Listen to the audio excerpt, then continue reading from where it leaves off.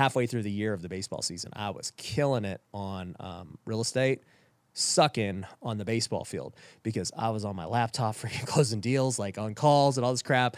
And then I was just running out to go play a game. So at that point, I'd kind of like reached my capacity. Your focus was gone. And I was kind of losing my passion for baseball. I mean, I was in my 8th season, and I Right. kind of already figured out what I was going to do. So I got released halfway through. I was at peace because I didn't want to quit during the season. I was kind of actually hoping that something would give. And, you know, I ended up going home, super happy. Went and finished the year. I made $750,000 that year.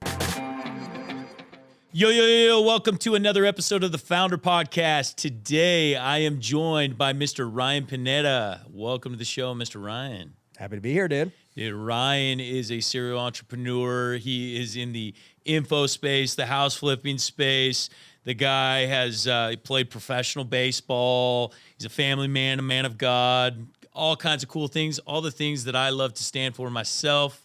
So excited to have you. Yeah, dude. Thanks for coming out to Vegas, man. Yeah, Hopefully dude. it's treating you good. Dude, it's good to be here. So I'm on Ryan's little setup. He's got an awesome facility here, by the way, up and down. He's got great team, great culture, great vibes, all the great core values. I got the tour of the space. It was really cool to see, like, you know, just everything that you guys are standing for. So tell me about building this business. Like, you played professional baseball. Give me the background. Where'd you grow up? Yeah. How'd you get into professional baseball, all that stuff? Yeah, you know, I grew up here in Vegas, so Okay. I love Las Vegas. Yeah, growing up, dude, I just want to play baseball. That was it. I did not want to be an entrepreneur. I did not want to create videos. I did not want to build businesses or do real estate. I could care less about any of that stuff, which is funny because in hindsight, it should have been clear that that might have been the path because my mom was a realtor and my dad was an entrepreneur. My dad was actually an immigrant from the Philippines and came in, you know, worked at gas stations and eventually opened up his own convenience store. And so growing up, I was pretty middle class here in Vegas. So do you speak any Tagalog? No. Did your dad? Yeah. Well, I don't know if he can anymore, but he did. But he has 12 brothers and sisters. Wow. Yeah. And so they all moved from the Philippines here to Vegas. So they do. I hear him speak. I don't hear my dad speak, but they speak. Yeah. But no, I never learned it. And, you know, just growing up, we were middle class. You know, my mom did well as a realtor. My dad had the store and, they just kind of provided everything I needed. And, you know, growing up, I just wanted to play baseball and they got So me you did a bunch of travel baseball, that type of thing, playing every weekend, like everything 30 weeks a year, 40 weeks a year? all the time, 24/7 playing baseball. I loved it. And, you know, the cool part was my dad was not athletic. So he knew, he's like, dude, I ain't going to try and teach you. Like, I'll just hire the best coaches. And so I always had good coaches growing up. And I should say, too, I did come from a line of athletes on my mom's side. You know, so my grandpa played in the Olympics for water polo. Wow. My grandpa played in the NFL for the Packers. And then my mom was a college tennis player for UNLV.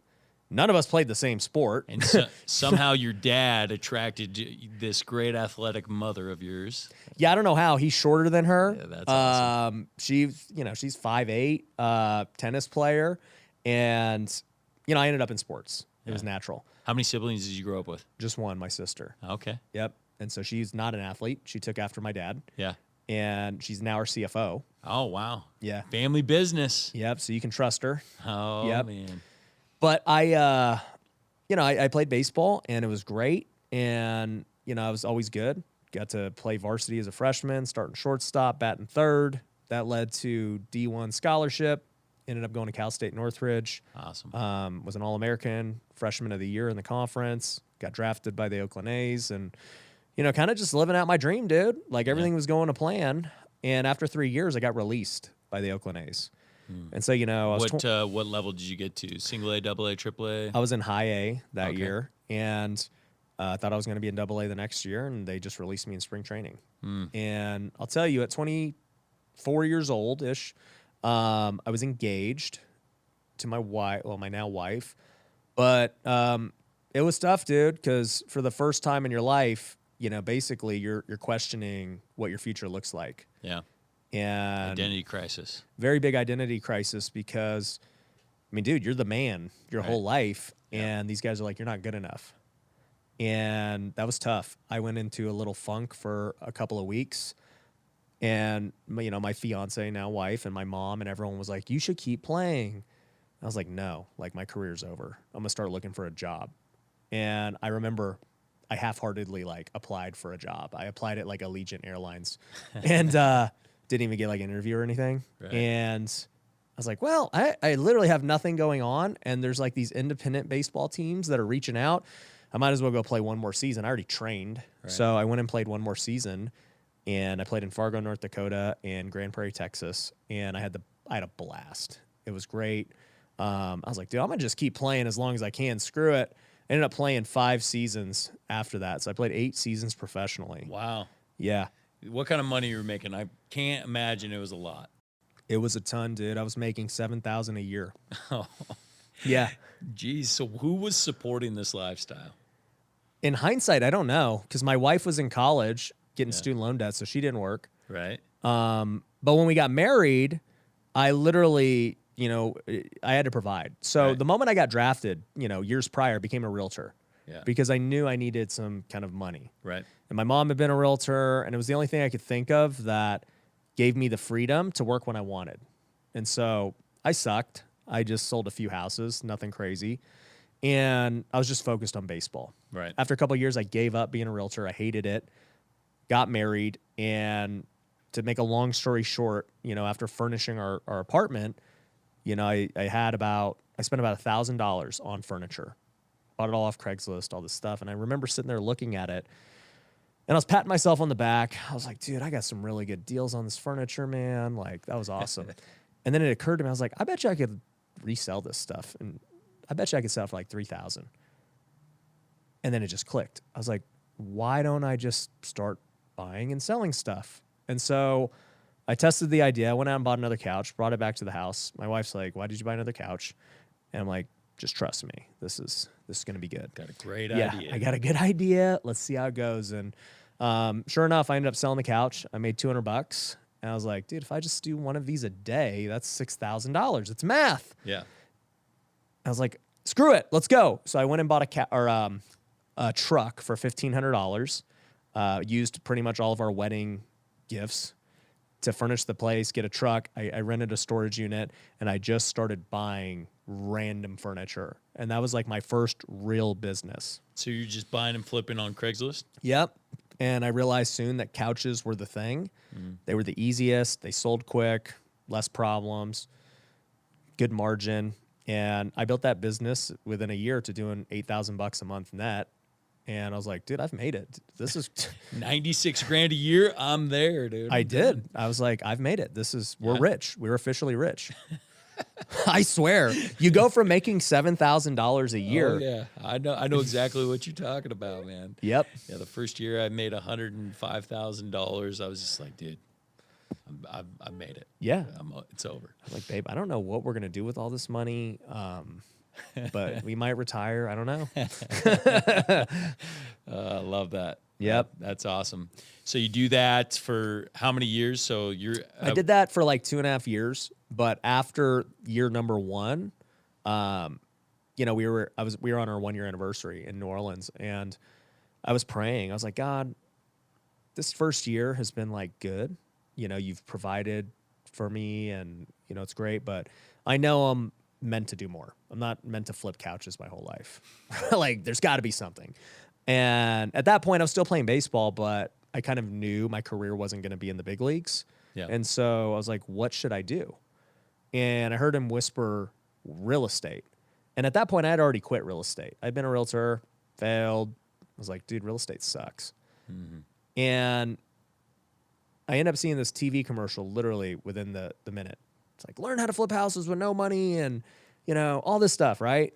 Pretty sure I saw the same commercial. Yeah. And I'm like, that's a scam.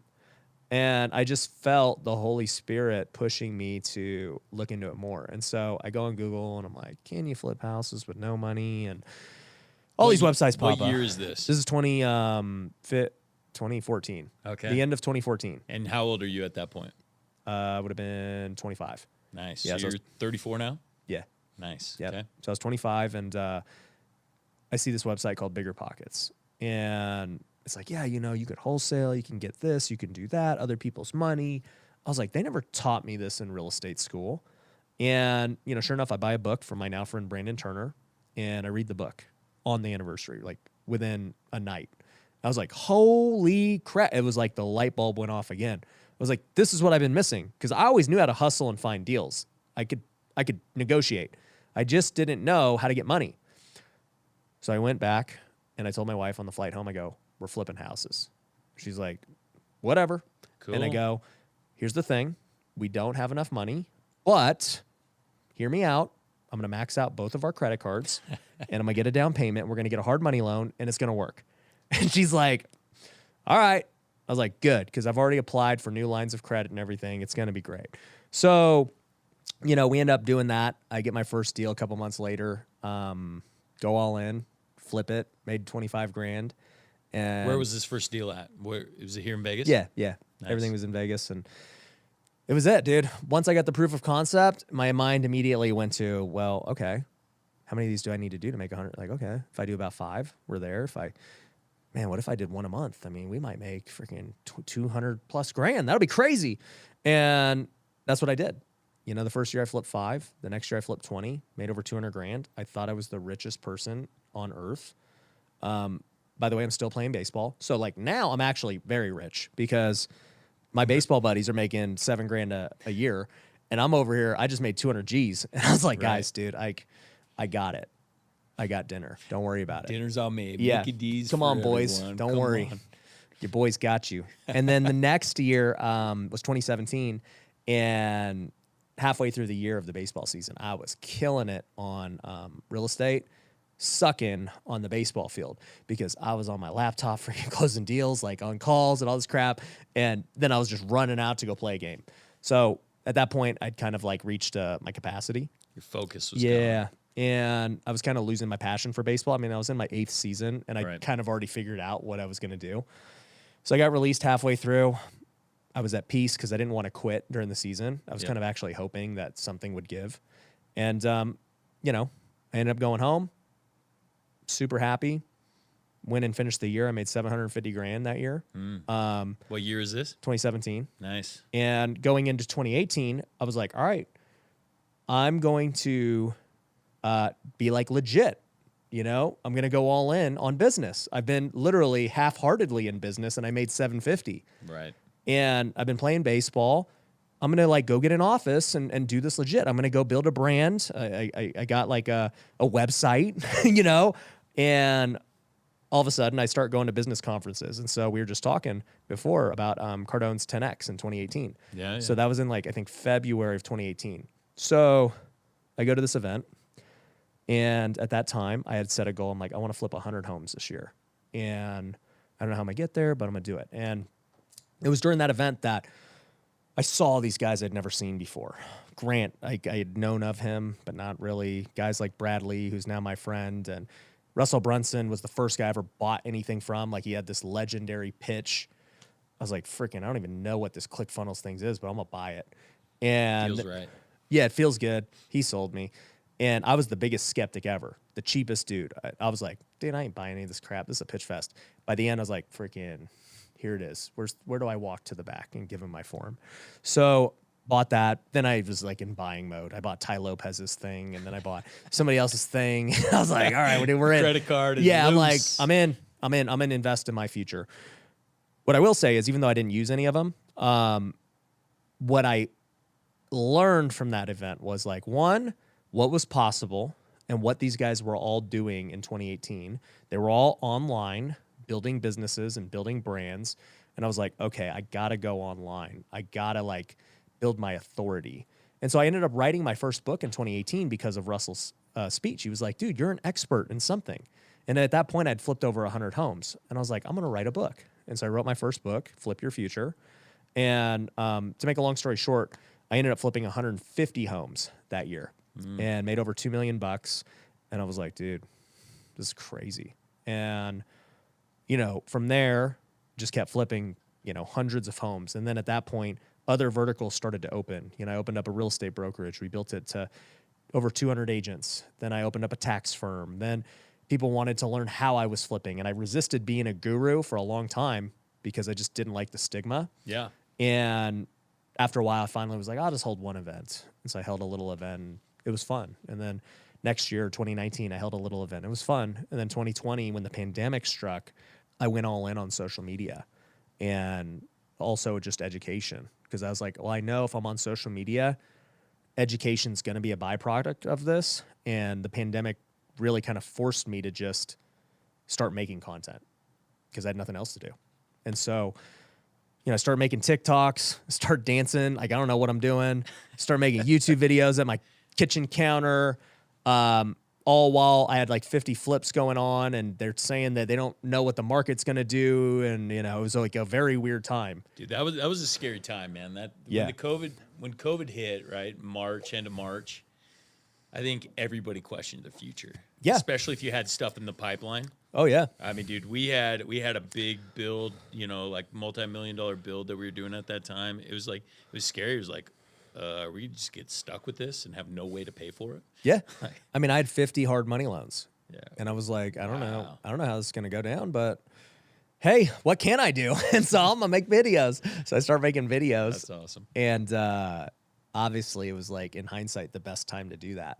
Yeah. And that was another God moment where a light bulb went off, because during that time, it just occurred to me. I was like, man, social media is this thing that everyone's on right now. And this TikTok thing looks really interesting. And I was just like, you know what? It feels right. I'm going to do this. And so I studied for like a month while we were locked up, everything about YouTube and TikTok. And then it occurred I was like, there's a blueprint for this. And so I just started doing it. And, I made a video like on YouTube, like May 1st, I think. And, in TikTok, I had already started to see success when I started making them around March of that year. And, the rest is history. It blew up way quicker than I thought. The education blew up. Obviously, real estate went crazy. And so, for 2020, 2021, early 2020, I was just like on a freaking rock. I was like, dang, this is nuts. Like, making more money than I ever imagined, starting new businesses, meeting cool people because of social media and introductions. And then we started doing syndications, and we're buying hundreds of units. And man, it was a wild ride, man. I mean, I don't want to say was a wild, like we're still on the ride. Still on the ride, but man, that's quite the story. So yeah, obviously, going from a baseball player to this real estate guru to now an educational platform where you're teaching and, selling information and whatnot. I mean, that's pretty awesome. Along the way, I mean, you got married. Yeah. At what age? So 24, about to celebrate 10 years in like 2 weeks. How many kids do you have? 3. Tell me about like how they played a role in this along the way. Yeah. So my wife and I got married very young. She was still in school. And, we thought that I was going to be a rich baseball player. Like that was, she saw my potential in that regard. Maybe not in like how it ended up. The result ended up being the same, but the path was different. And, we had decided, we were like, we don't want to have kids until, we enjoy life together as married people. And so we put a 5-year timeline on it, and surprisingly, we stuck to it. And so by the time we had kids in 2019, like, we were obviously already well established. And, my wife was a English teacher, 8th grade in the inner cities. And so she did that for about 3 or 4 years, not for money, obviously, just she loved it. Yeah. And man, it was great. Like if you ask her, her favorite years were actually when we were grinding, traveling, playing, like she would love every summer coming with me to play and just attending the games. And so cool. She knew how much I loved playing baseball and being an athlete. I golf a lot now, and that's kind of like brought it back. But yeah, when I think about those times versus now, I'm like, man, dude, there's nothing like it. But anyways, was there ever a time that like she didn't support you or she questioned what you were doing? No. And that's what I'll say her superpower is that she has always been, I don't want to say an enabler because I'm an enabler. I'm like, this is what I want to do. And she's like, all right, cool, let's do it. She's a very chill wife. She never will nag. She'll never try and talk me out of anything. She just trusts my judgment. Even when we were young, I'm like, I want to max out our credit cards. I want to flip couches. And she's like, all right, let's do it. And then obviously, as more success comes, like, more trust is built. Right. But even when things haven't worked out the way we thought, it's still like, all right, because there have been times where I'm like, yeah, we're going to probably lose a couple $1 million from XYZ. She's like, all right. She's like, you'll make it back, whatever. And she's never cared about, we both have really never cared about money. Yeah. It's ironic because I talk about money so much, but like we both have no attachment to it. It's awesome. It's a great way to live. I mean, there's so many people that attach their whole livelihood to making money. They chase it their whole life thinking that one day when I get it, it's going to change my life. I'm going to be happy. I'm going to do all these different things, only to get there and realize my life still sucks. My life still sucks. It's still empty, still chasing, still, So that's phenomenal that the fact that you guys found each other, she supported you along the way. Yep. I have a very similar wife that's just been like full trust. You're going to take care of it. I'll do my thing on the back end. You take care of the family. Well, how much easier is it too? I mean, you got 5 kids. Like when you know that your household is good. Yeah, absolutely. I think there's real power, and it's interesting because society has gone so far away from that, right? Like, both parents working in the home. You're farming your kids out to, babysitters essentially. Right? Yeah, and somebody else is raising your kids. Do you homeschool? No, we don't, but only because my wife feels a little overwhelmed and she refuses to allow me to hire somebody. Yeah. Because she doesn't want to have her motherly role replaced. Okay. It's kind of that's an ongoing debate at the Lee household on whether or not we homeschool. Yeah, it just seems like most successful entrepreneurs I interview are like, yeah, we homeschool. Yeah. I've been trying to get my wife. That's the one thing I haven't been able to get my wife on board with. Yeah, so my kids are under 5, so technically we don't have to do anything yet. But that was an interesting conversation when I finally had the idea. Yeah. And getting her on board with that. Yeah.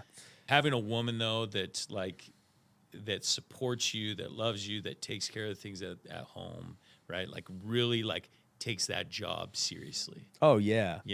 And I think a lot of women like look down on the fact like, oh no, I'm a feminist. I can't be that. Like there's a real role to play in like building a kingdom together. Heck yeah. Oh man.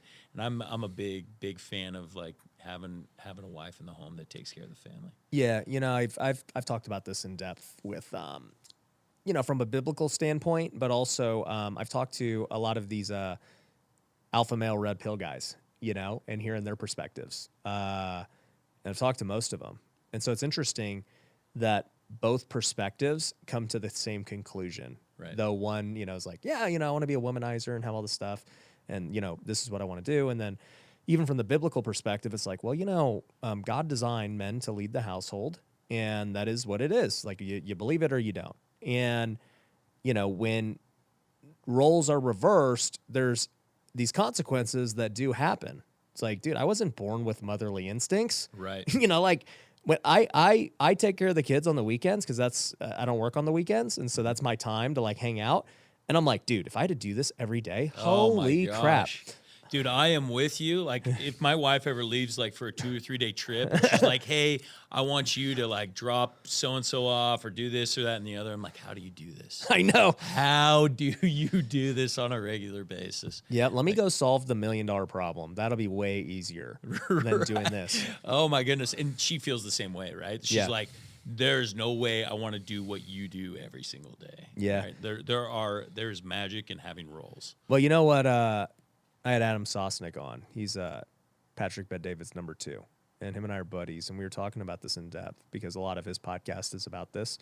And essentially, like we're now getting to see the results from like this, I don't want to say feminist movement, but this, hey, we're both going to work type movement, right? It's a feminist movement, but keep going. Yeah. Whatever you want to call it. Call it what you want. We're starting to now see the fruit of what's happening here. Yeah. And basically what's happened is you have all these women who've become very successful in their business careers or whatever. They're in their 30s now, and they're still not married. And they're looking for a man, and they can't find one. And they're like, why can't I find a man? Like, I'm so accomplished and all this stuff. I was like, well, first off, like, nobody wants some alpha girl. Okay. That's number one. But number two, the issue now becomes, think about your dating pool at this point. Any guy who you might have thought you wanted already got married. Yep. He ain't 35, just like this diamond in the rough that never got, like, he's done. Like, the good guy's gone. Okay. Yep. Now you're taking seconds. You're getting guys coming off a divorce or, whatever. They got kids, and nothing wrong with that. But that's if you're That's the pool. That's the pool. And, or you're taking guys who wanted to be single the whole time. And so they've been womanizers, and, that's also your pool. But then even Adam was saying this. Adam, successful, good looking, rich dude, known and famous. I think he's like 39, 40. And, he had his he was telling a story of how like his 35-year-old girlfriend, not his girlfriend, but friend who's a girl, is like, we should date. And Adam's like, no, we shouldn't. Like, I'm going to go after a 25-year-old or something, because he wants to have kids, and once you reach that level, now those girls are competing with the young girls. Oh man, and so like, where do they stand at that point? And to your point, there's so much power in getting married young, growing up together, going through the grind together, figuring it out. If I was trying to find a wife at age 40 and rich or whatnot, I'd be attracting all the wrong women. Oh, for sure. Versus, when me and my wife got married, and similar to you, right, I had $1,000 in my bank account. Mm-hmm. Drove a 1991 Ford Thunderbird. At least it was a Thunderbird. Yeah, dude. It literally had like nothing. And the fact that she believed in my potential rather than my already results, right? My wife always says she's like the best investor. She's like, I invested in you, and I knew that your stock was undervalued. Nice. That's awesome. That's awesome. She recognizes it. Yeah, but it's an interesting world we're in, man, because it's like, and then those kinds of, also too with those women, they don't really want a guy who's making less than them or whatever. So it's like, their pool is literally like 1% of guys, when 10 years earlier it would have been this massive pool where you're going to have like all these great options. I know. Yeah. Yeah, it's crazy. And really, I mean, there's just so much joy in having a relationship early and having kids and there's so much that most of the world is missing out on. Right? Yeah. And they just, this whole movement, whether it's feminism, whether it's putting off kids, whether like having a dog instead of kids, just all kinds of crazy, weird left-wing agenda type stuff that, it's crazy. So yeah, very, very interesting. So tell me, obviously, God has played a big role in your life. Like, tell me, like, how He's played a role. I mean, obviously, you've quoted Him like as inspiring you at different points in your life. Like, as far as like, how do you consistently make that a priority with all these other distractions? Yeah. So, for me, I grew up in the church, Christian church, and I've always had faith, and over time, as just different things have happened in my life, thankfully my faith has grown. I was never one of these guys that rebelled and fell away or anything like that. It's just kind of like been this steady increase, and by no means is it always just perfect, but I've always just tried to listen and see what God's calling me to do next. And I'll tell you, having kids definitely played a major role in my perception of what business success and faith and everything looks like, because we waited 5 years to have kids, and my first son, James, was born 2 months premature, and he had to spend 2 months in the NICU, and it was really difficult because he couldn't breathe, he couldn't eat, he couldn't do anything. They said he was going to have a lot of problems and all these things, and after 2 months we got him, and he's had his own set of issues. He has special needs, and he's had to be in therapies his whole life and different things. But, overall, he's just a happy boy. He's self-functioning. He's crazy. But, during that first year, not only did we have to deal with that, but towards Christmas, he ended up bumping his head. And took him to the hospital. He had a huge freaking tennis ball on his head. And they look at him and they're like, he's good. Don't worry about it. I'm like, all right. We watch him a couple of days later. We're like, dude, he ain't good. So we take him to a different hospital. They're like, hey, we got to x-ray him and all that. So they x-ray him. They're like, his brain is bleeding. Oh. And he's not even 1 year old yet. And during that, they put him under for emergency surgery like hours later. And I remember praying, and I was like, God, I forgot to even say it, but like when he was born, 2 months premature, I was like in the same boat. I was like, he's being born right now. He's not due for 2 more months. We don't have a room. We don't have anything. And they're like, yeah, he's coming right now. And I was like, is he going to live? Like, and so I found myself praying when he was born, like, all right, God, just like make sure he's okay. And then I found myself again, less than a year later, but this time far worse, of like, make sure he makes it through this surgery. Because the doctors were like, we can't guarantee anything. So anyways, I just remember saying that prayer of like, God, I would give up everything to make sure he's good. I'd give up the money, the real estate, the businesses. I can go build that back. That ain't a problem. Make sure he's okay. And obviously he came out of it, ended up being fine. And even during that first year, between those two incidents, my wife really struggled first year as a mother, having to deal with such a hard baby. And that was the first time that I really started taking it serious of like, hey, I'm not going to, I stopped working on Wednesdays. I was like, I'm going to stay home, help her out. I already wasn't even working on the weekends, even at that time. But just to show her that, I'm there. So long story short, we get through that first year, and then COVID hits, and I have the 50 flips. Like, so there's all these things happening, even though I told you like the good part of the story, right, that are happening behind the scenes that start, to me, unknowingly starting to shift my mind of what is important. And all of this ended up becoming the foundation for what I call the Wealthy Way, which is the title of my book. And, it's a bestseller in small business and entrepreneurship. But it ended up revealing to me that everybody was chasing the wrong things. And I had seen it time and time again with these entrepreneurs who were chasing status and money and net worth and rentals and whatever. And I was like, dude, that stuff don't matter. Like, it just really doesn't. You guys are good either way. Like, what's another million? Like, it just doesn't matter. Why are you so consumed with it? And it just occurred to me that it's just because they're empty currently. Mm-hmm. And they have to figure out a way to fill the void and pass the time. And, as a guy who had faith, I was never empty in that regard. But I understood more clearly after having success that I didn't feel any different. I felt good when I was broke. I felt good when I was, rich. And it was just this thing of, man, how do I get other people aware that like they're chasing the wrong things? And I didn't know how to formulate it or anything, nor did I have like the business success to be able to like say for sure that, hey, this way works.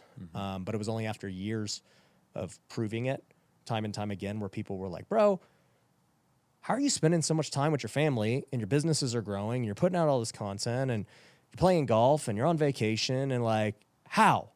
You're in shape, you're serving, with your church, like how? And so I just started to formulate how, and I wrote a blueprint and, long story short, the main backbone of it is faith.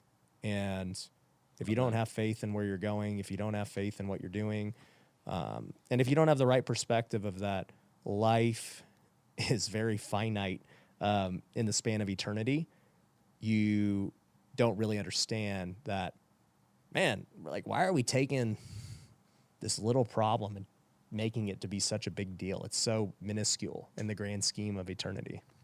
I love that. Having that eternal perspective is something that I've always preached, that like is probably the most imperative to not overreacting to current circumstance, right? Mm-hmm. Like to be able to just realize that like in the grand scheme of things, this is nothing. This is such a minuscule problem that I'm dealing with. And it quickly shifts that mindset into, man, I've got to be there. So Man, thanks for sharing that about your son and going through that struggle. What other points in your career, in your life, do you feel that have really shaped you that have been a struggle? I would say 2019, that year, all that happened was the hardest year of my life. And I thought COVID would be another hard year, and then ended up being freaking gangbusters, and so it was great. But this last 12 months have been a very difficult year, dude. I mean, look, in the real estate market, pretty much everyone got killed. Yeah. And I lost a few million on flips that just turned out bad after. I mean, you can't predict they're going to double or triple interest. Like, it is what Right. it is, And so you do that. I had to shut a couple of businesses down. Had to let go of some employees that I'd had for a while. My wife was pregnant the whole time. I have a newborn right now. Oh, And, that's number 3. yeah. Nice. Yeah. So the last 12 months have been extremely difficult business-wise. And I actually gave a presentation last week at my, I got an event called WealthCon we hold every quarter. And so, we have 1,000 entrepreneurs and investors there. And the presentation was like, hey, what I learned from the hardest 12 months of my life. And it was a very difficult time going through it with the businesses, with the market, all the lessons I had to learn from all those different things. And a lot of things I had to reevaluate as we reach a new level, because as you know, as you grow in business, the problems just get bigger, right? And so one, market shift may not be your fault, but you got to deal with this massive problem now. And I learned a lot, dude. And it was only through faith that I still had comfort through it, because I didn't even realize that I was going through such a storm. Yeah. Because I was just like, yeah, we'll figure it out day by day. Like, it's all good. But then you look back in hindsight, you're like, holy crap, that was a lot of stuff we were going through. Mm-hmm.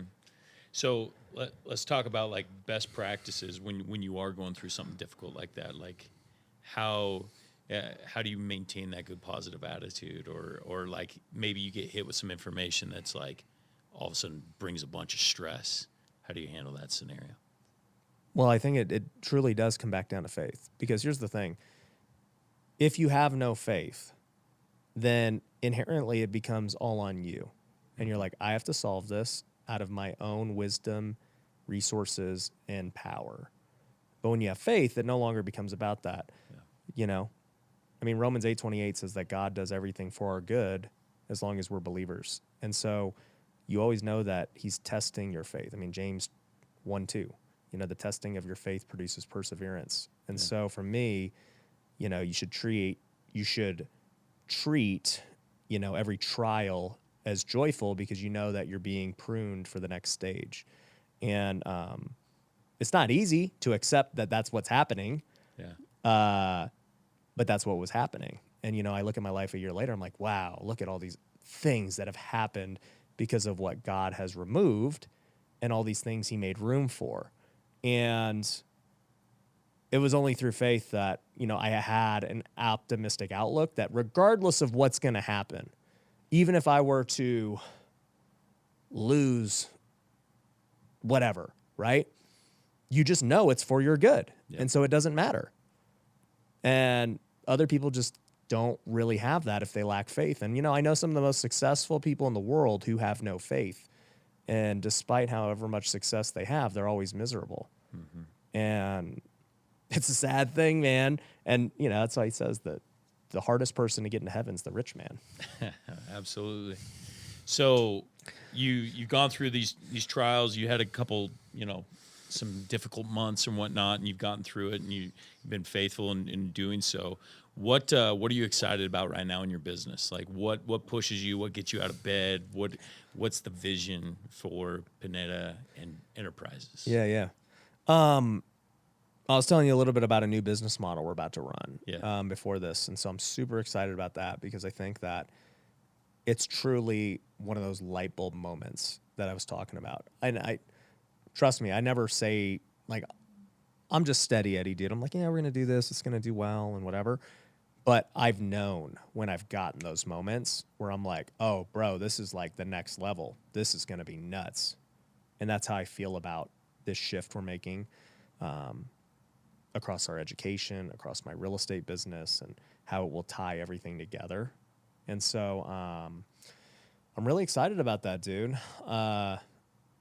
Obviously, we'll see how it goes. I haven't proved it, but I'm excited. What do you feel like your magic sauce is that you bring to your team, building your company? Like, what is your special skill set? I think it's changed over the years, but I mean, I guess a lot of people would say maybe I'm a good leader, in setting the tone and the standard and the culture and everything like that. How do you do that? By example. How do you mean? Give me examples. Well, I think that, you're talking about core values before. And so you got to set the tone with your core values. And so everybody should be hired, based on the core values that you set. And so we have we have 5 now. I actually added a 5th core value. So for the first time in 4 years, we added one. Nice. And the 5th, the new one is faith. Nice. Because it's become so important and ingrained in me that how important it is to have faith. Whether you're a Christian or not, you better have faith in what we're doing as a company. You better buy into the vision. You better have faith in your your coworkers and, the roadmap, everything, right?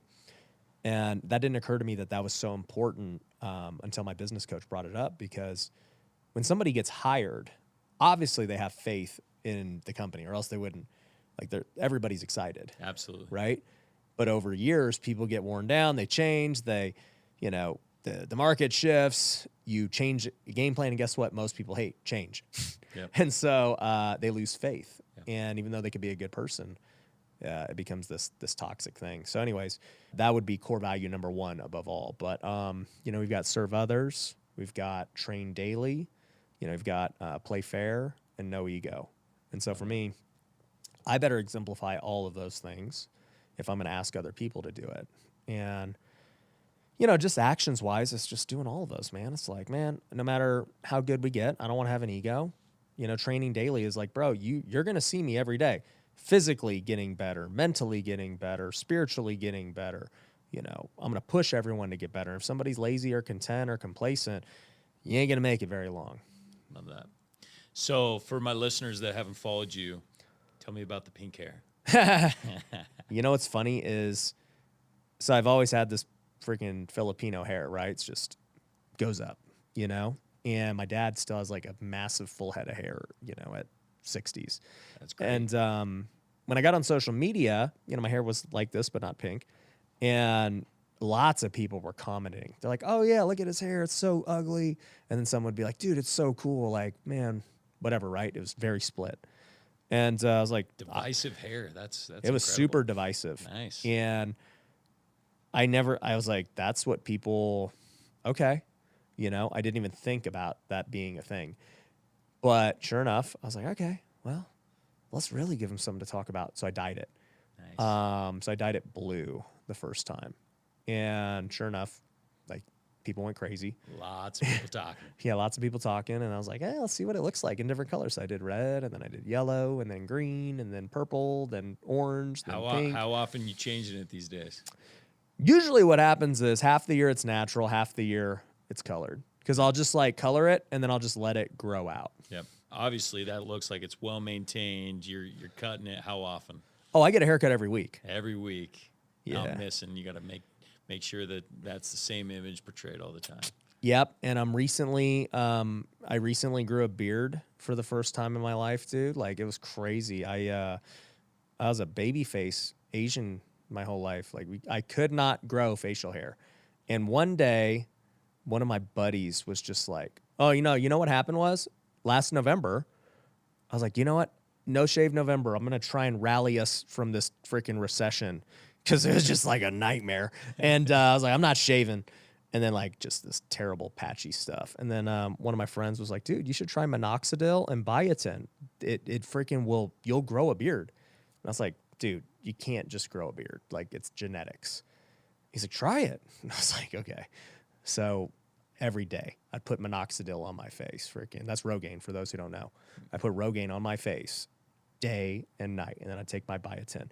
And then sure enough, after 3 months, it grew. Dude, it grew. I was like, what? Dude, I never thought I'd have a beard. This is like the best thing ever. That's awesome. And so now I've had a beard since, and then freaking I get lined up now with my haircuts, and I look back at the pictures without a beard, and I'm like, dang, I thought I was good looking without a beard. Like, I look like a little kid. This is like way better.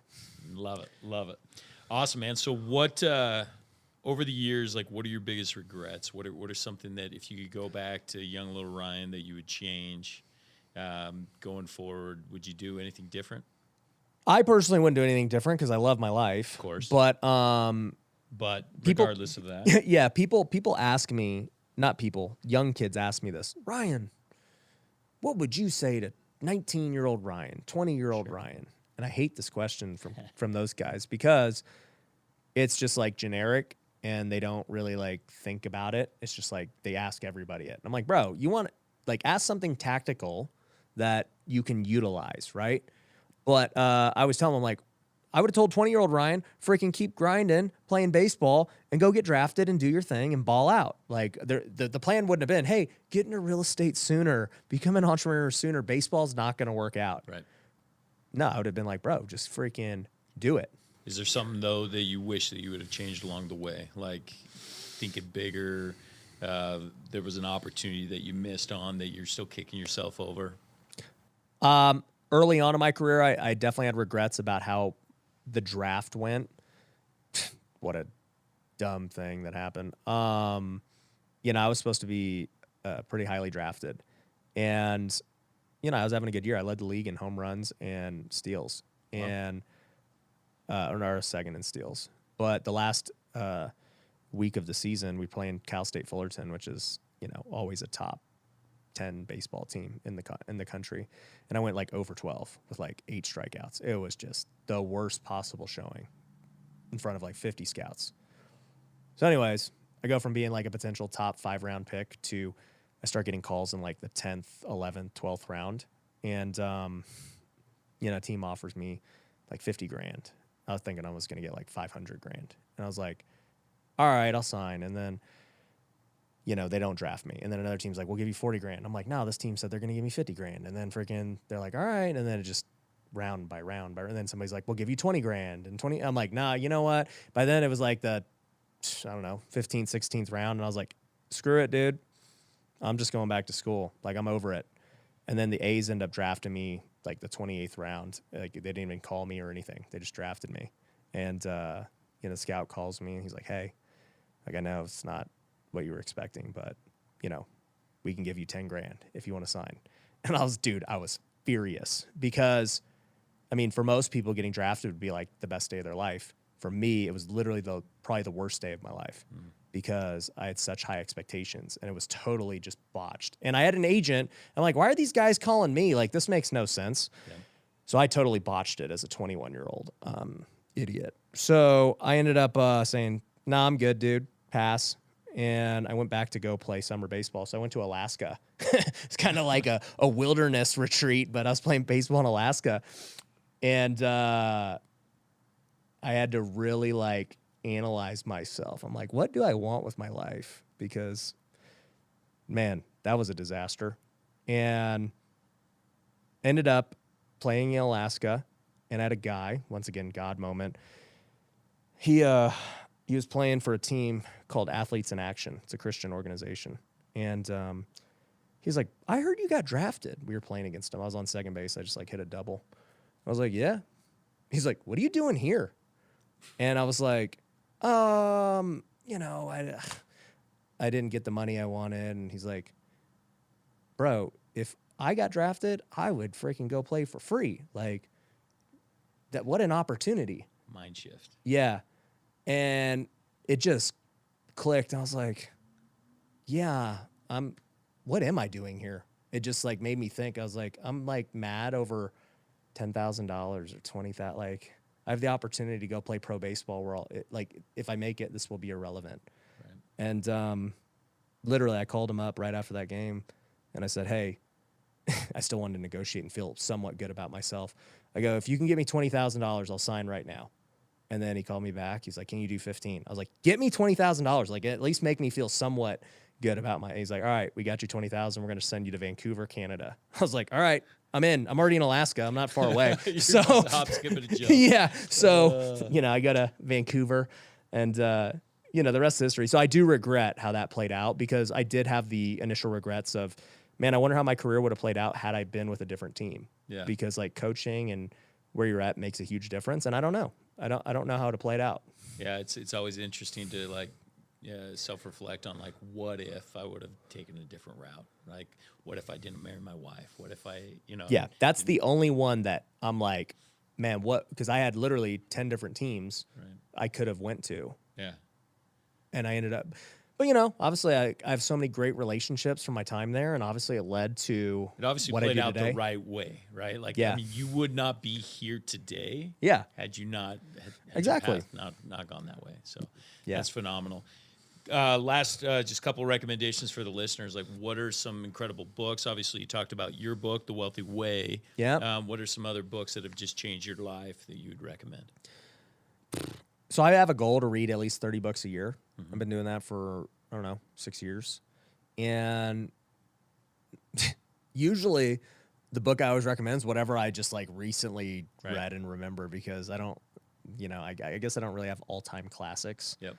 But some books that I literally, while we were talking, mentioned, maybe it was on my podcast, but a book I recently read was 10X is better than 2X, or easier than 2X. And it was a good book about just reshifting your business model. And I was telling you, like, I'm really excited about this shift of, I think this is a 10X move.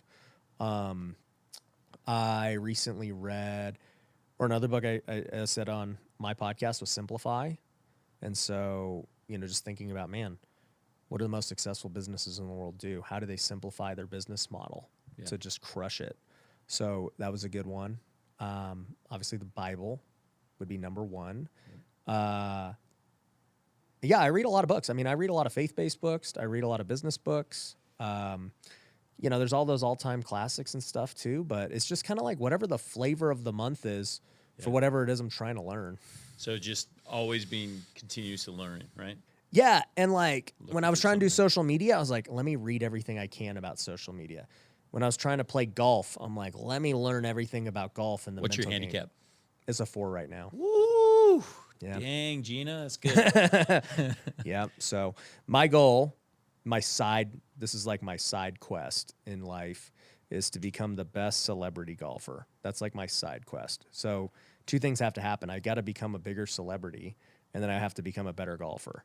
So scratch, sub. Well, I've shot par before, so like I know I can do it. Right. I know who the competition is. It's Tony Romo and Steph Curry. That's it. So like I know How how good's good Tony they are. Romo? I didn't know he's a good golfer. Oh yeah, him and Steph are the 2. Really? I saw Steph hit a freaking home run or something. Yeah. And yeah, they're maybe, it just depending on how they're playing. They're scratch, maybe a little +1, +2 or something. So I know I could do that. Yeah. I was going to say those guys are not necessarily celebrity golfers. They're more athlete golfers, but you're technically an athlete golfer. So Whoever is the most famous non-professional, I want to beat him. I love it. Cool. Last question. I appreciate your time. I mean, it's been awesome. I know your time is extremely valuable. Last question. So young kid looking at starting his own business, or maybe somebody that's looking at giving up. Like they're struggling, they can't find a way out. What advice you have for them? Well, being a guy who really had his first success in real estate, I love real estate as a starting point. It's one of those businesses that anyone can do. There's no like special skills required. You don't need to have an MBA. You don't need technical expertise. You don't need to be the smartest guy. I know a bunch of idiots, multimillionaires in real estate. You don't got to worry about AI taking it over or like some disruption. It's just always going to be there, and it's tried and true. And it's one of those things that can make you money today, flipping, wholesaling. It's one of those things that'll make you a lot of money in the long run, commercial, rentals, development. So to me, it's like, man, if you struggled to figure something out, real estate would be my first thing to go into. Love it. Where can my audience follow you? Where's the best channel? Is it Instagram, YouTube? Where at? Yeah, I think they should check out our podcast, Wealthy Way Podcast. Instagram, I'm super active. YouTube, I'm super active. What's your Ryan handle on Instagram? It's Ryan Pineda on everything. Ryan Pineda. Yep. Man, did you have to buy that at all, or was I that, did. How much did you pay for those? I got it for cheap on the black market, dude. It's like $3,000. Wow, nice. Yep. Nice work. Yep. Nice work. Well, dude, I appreciate your time. Thanks for joining us. Thanks for all the great information that you shared with the crowd. Until next time.